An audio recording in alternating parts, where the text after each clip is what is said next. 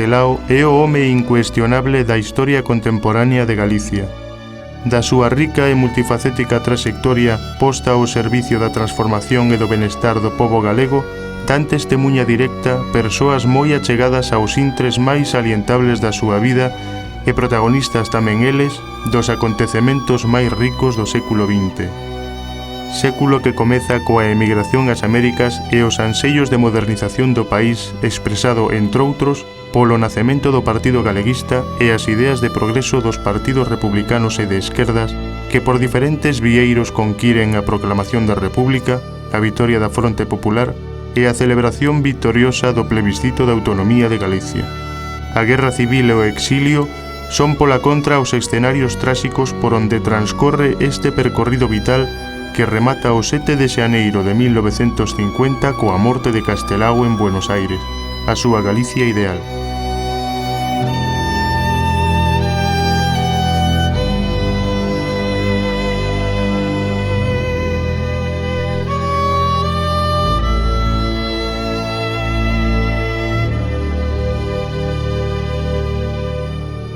Aquí tedes a historia dun home sen igual. Cando fomos a Argentina non podo contar nada, porque non vin alá. E cando viñamos para aquí, era unha meniña pequeniña, que estaba no cor da miña nai, parece unha muñequiña pequena, non? Así que daquilo non me acordo nada. Acordo despois de que xando fui un pouquinho maior, cando iba á escola, daquilo sí, ainda me acordo moito. Pero onde estaba fora, viña, non? Estaba cos estudios. Pois tiñamos a casa chea de alegría, non sei, unha cousa especial. Era moi bo, boísimo. Para min era a condición mellor que tiña. Tiña moitas, pero para min esa era de todas elas.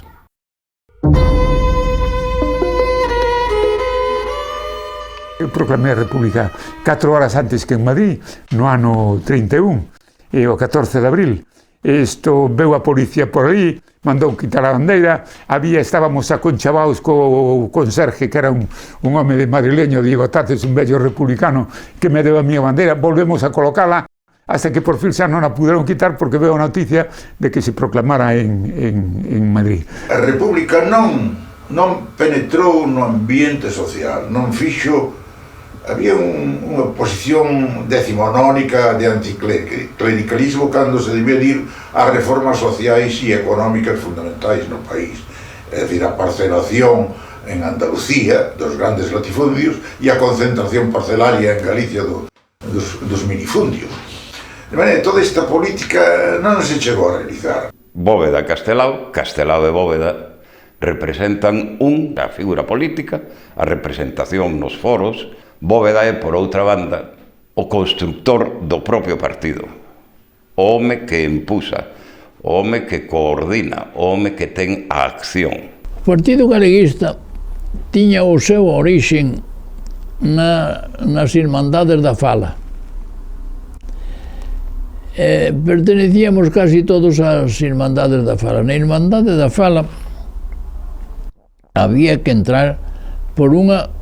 Podía solicitarse, pero había que entrar sempre amparado por un presentador.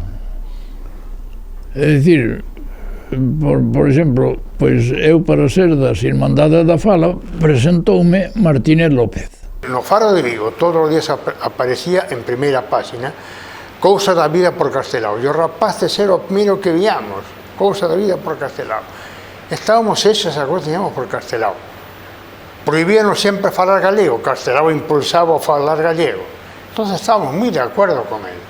Además era o guieiro que lle chamábamos a Castelao. Para nós era o máis grande que había, Castelao. Os comunistas traballamos moito máis que os mesmos galeguistas polo estatuto.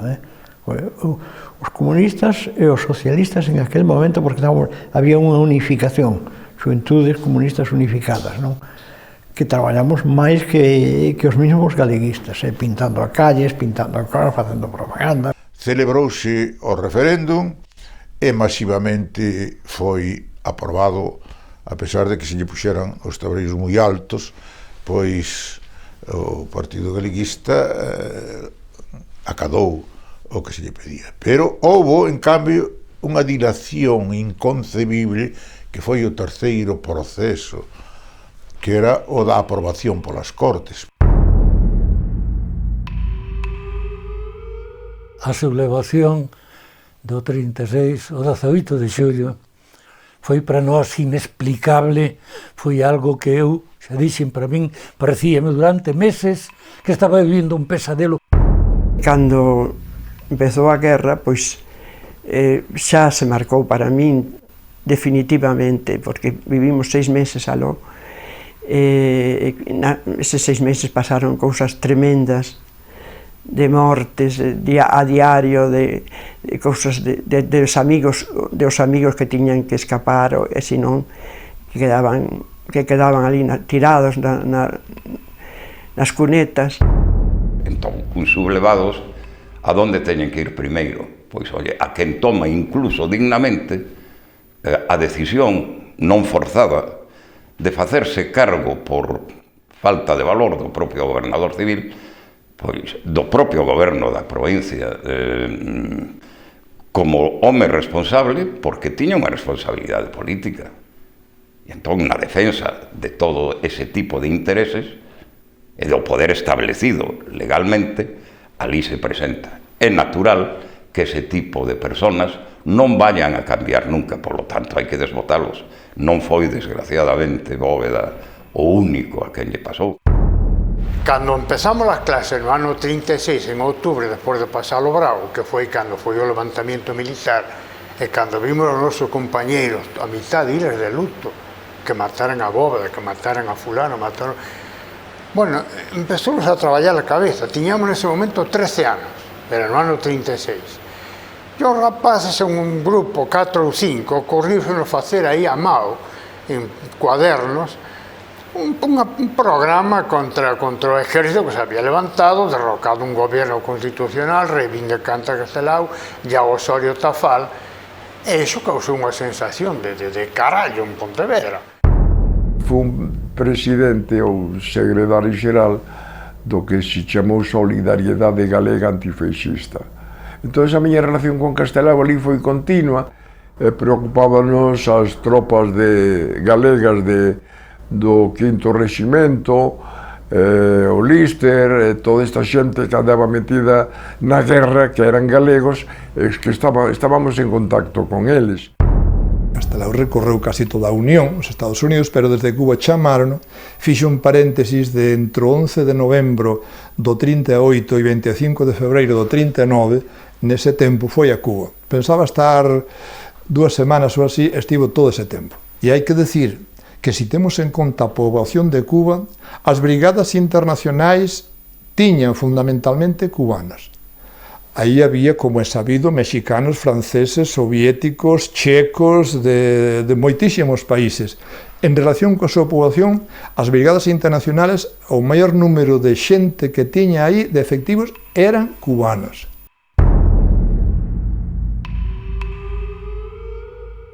Nosotros, ao chegar a México,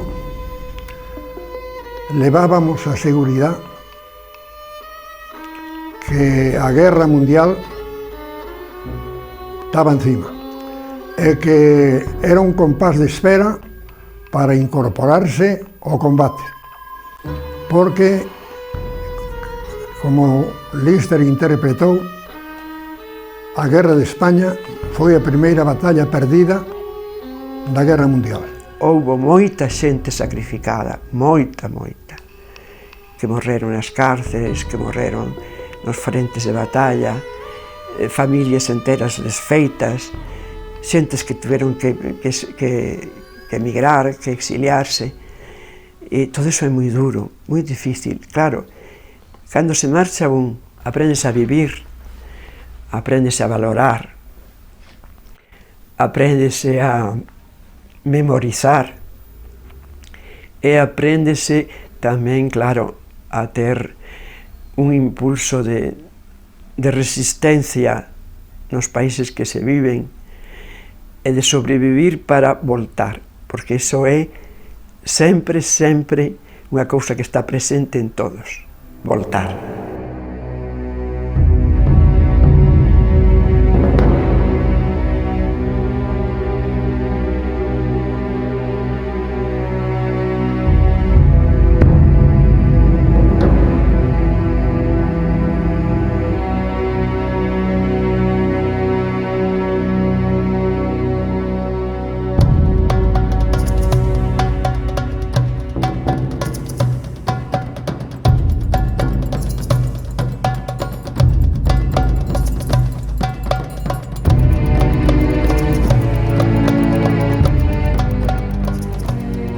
O desgarro sufrido pola derrota na Guerra Civil continúa no exilio.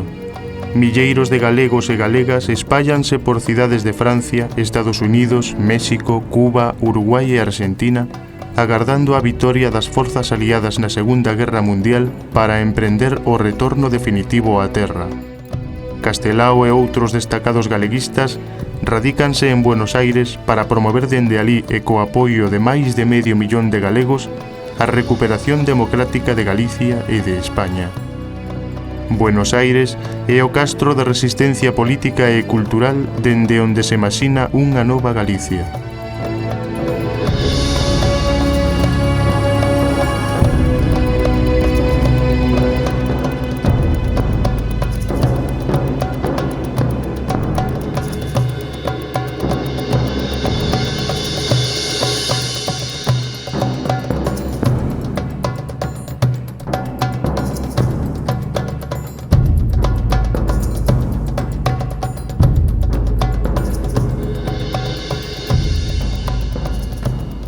A chegada de Castelao a Argentina foi para nós un acontecimiento fantástico. Non pensábamos que pudera chegar porque el creo que se foi a Nueva York, a Estados Unidos. E para chegar a Argentina hubo que facer moitos trámites porque o mundo oficial, como eu te digo antes,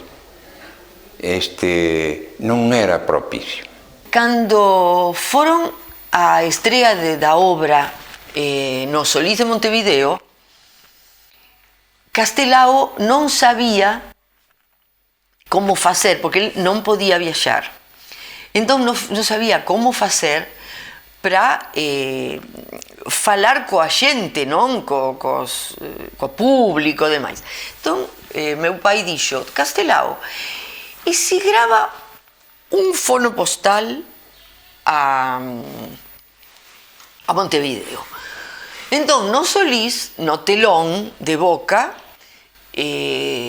denantes de abrir o telón, había unha máscara. Amigos, apenas separado de vosotros por un tabique, no estoy presente, pero creo que os oigo y que vosotros oís el latido de mi ansiedad. Ya sé que las creaciones del espíritu no se adaptan a las fronteras de la nación y que las obras de arte vuelan como los pájaros por encima de las fronteras. El arte no cabe dentro de los linderos políticos y por lo tanto mi obra pudiera ser universal, pero a condición de que sea una verdadera obra de arte, que eso no lo podemos decir nosotros, sino los que vengan después y acaten nuestro veredicto.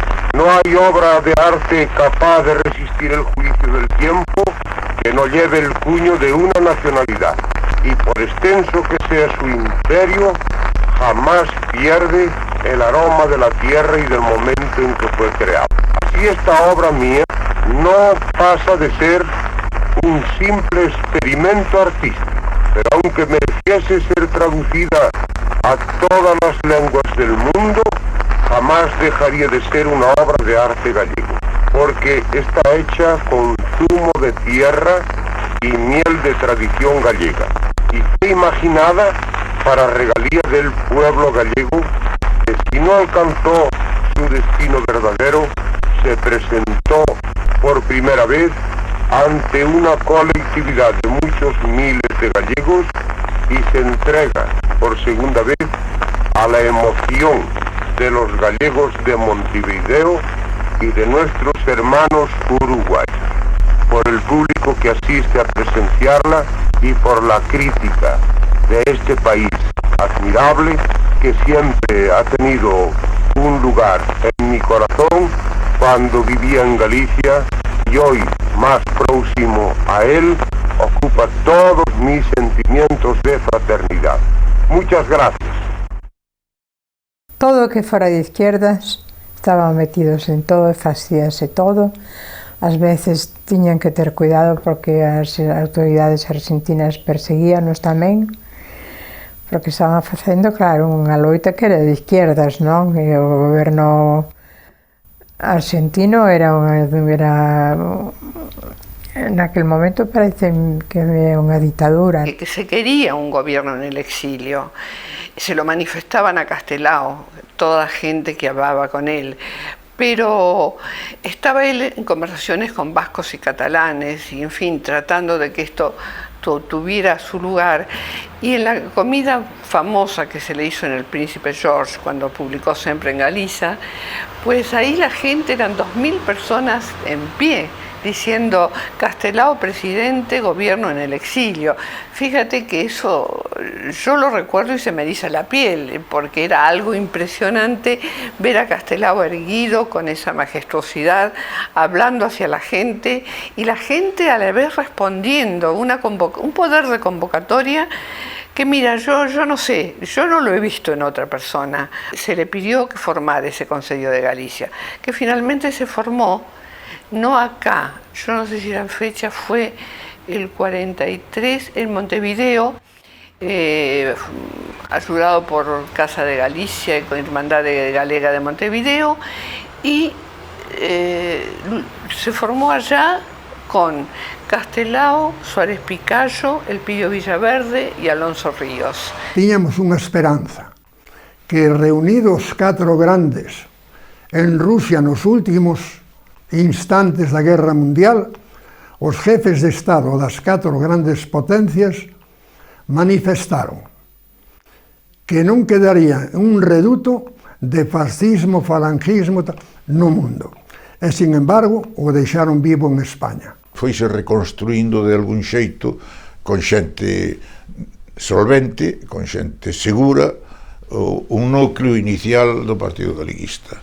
Piñeiro foi representando a resistencia interior a París, ali levaba o encargo de todas as forzas políticas do interior para designar a Castelao en representación dos galegos como ministro da República, e cando regresou, sin poñerse en contacto con Castelao máis que por escrito, foi detido y encarcelado. Y a principios del 46 en París, Giral forma ese gobierno en el que está el Partido Socialista, el Partido Comunista, Izquierda Republicana, Unión Republicana, la CNT, la UGT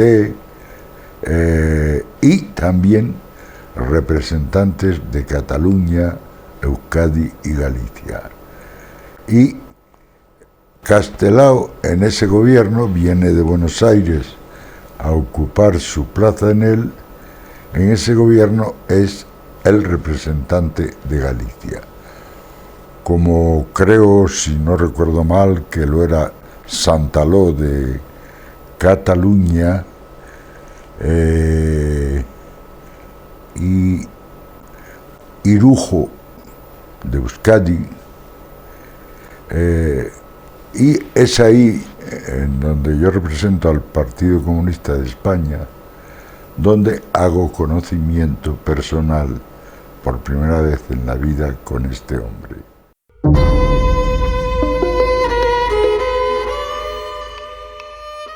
Fueron lentamente desgranándose los días, concurrió a un acto donde dijo Alba de Gloria, que es casi un poema de adiós, y finalmente concurrió al Centro Gallego, al que entró caminando, y ahí le operaron. Al día siguiente le practicaron una lobotomía para extirpar dolores, nada más, de manera que Castelao pues entró al quirófano con la buena palabra de los amigos que le rodeaban, con el amor de todos ellos, que ahí se demostró de una manera increíble.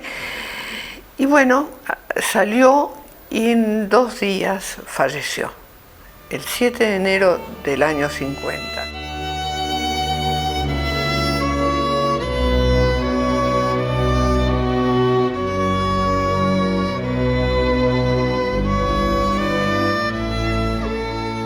As fortes pegadas deixadas por Castelao nas terras americanas permitiron que os galeguistas exiliados mantivesen durante anos a súa loita inquebrantable pola recuperación democrática do noso país.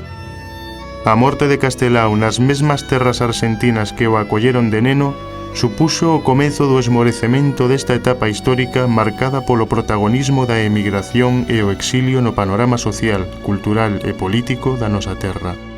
Con Castelao morre tamén o presidente ideal de Galicia e o protagonista indiscutible da transición democrática na patria de Breogán. Aquele momento foi trágico de tudo, de tudo.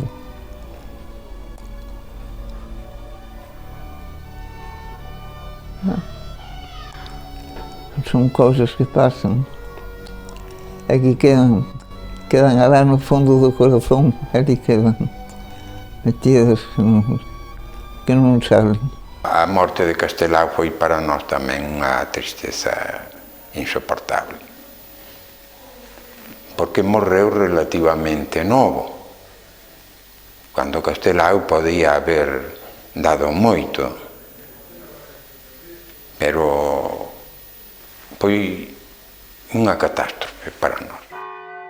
Foi dada inmediatamente a noticia en canto se recibeu o número do sábado, aquel porque morreu ao final de semana. Bueno, entonces eu escribín 3 anacos seguidos, o primeiro titulado Daniel e despois outro retrato de neno.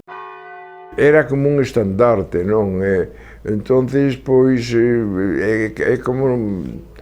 era como o capitán xeneral desta guerra dos nacionalistas contra o centralismo, non? Entón, esta era como unha guerra, pois pensamos que desapareceu o máis importante adail do movimento galeguista, e claro, sentímolo moito. Castelao é auténticamente representativo do povo deste país. E era o presidente ideal de Galicia. É o presidente que estaba a priori na mente de casi todas as xentes. E claro, os paisanos conectaban con él a través de anecdótico, pero real, ese tópico das cousas de vida por Castelao. Porque ele chegou ao fondo desta. E ele chegou ao fondo en todos os órdenes, máis que ningún outro galeguista. Castelao verdadeiramente ainda hoxe é dos políticos, é un político, porque hai que dicir que é un político, non un artista, é un artista tamén, tamén se quere é un médico, é isto, é outro, pero fundamentalmente é un político, está ao servicio de Galicia. E ningún político, ningún outro político da República sigue tendo tanta vixencia como ten ele.